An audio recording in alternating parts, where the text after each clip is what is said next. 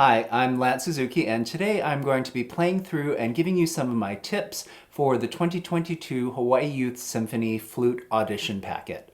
First up is the Telemann Fantasia in D minor.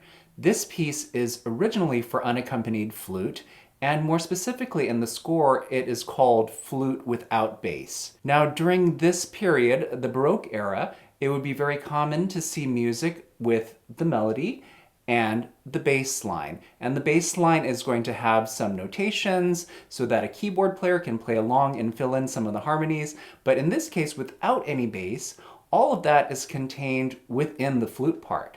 It's important to pick out which notes belong to the bass and which notes belong to the melody. You're going to want to accentuate those bass notes to make sure that they're full and resonant and that they're laying a good foundation for the melody that goes on top.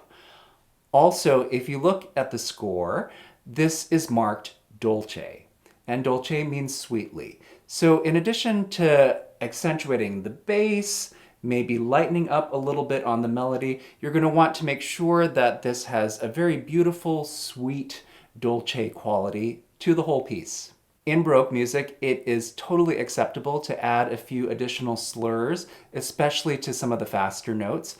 So if you listen carefully to my performance, you'll notice that I have added a few slurs to some of the 16th note passages, and that's totally okay. Finally, if you're wondering what those little plus signs are, there's one on a B quarter note and one on an E. Those basically just mean trill. In music from this time period, it would be very customary to trill from the upper note, meaning that if you have a B to C trill, you're going to start from the C and then start trilling. Okay, here is my version of the Telemann Fantasia in D minor excerpt.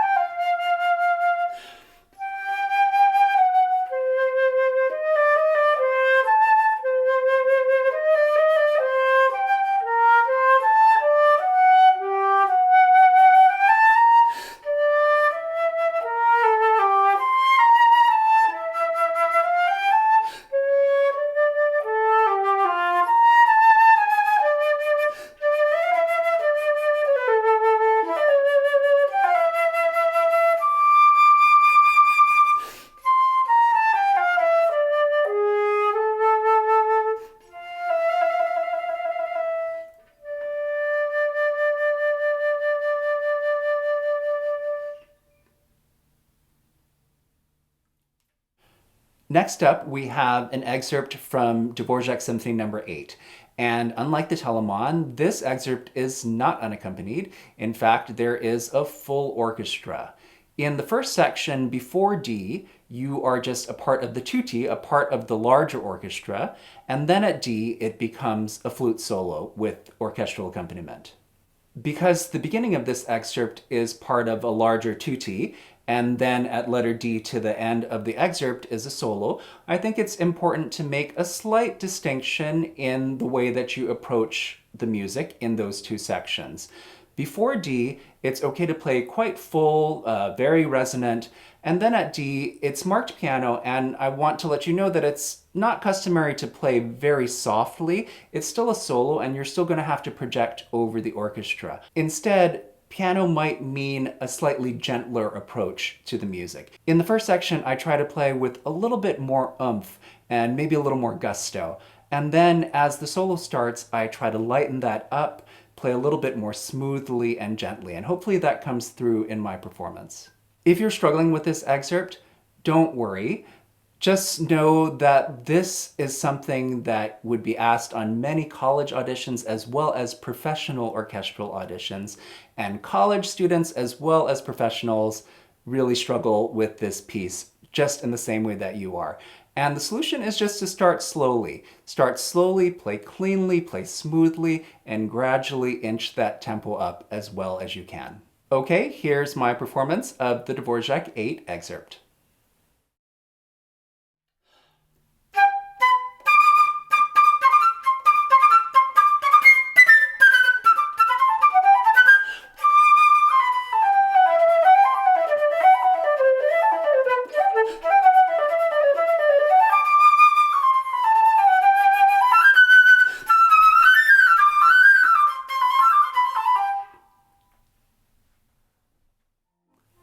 I hope my quick tips and performances have helped you in your preparation for this audition. Please let me know in the comments and by giving this video a like. Also, for more informational and inspirational flute content like this, don't forget to subscribe to my channel and hit that notification bell as well. Thanks for watching.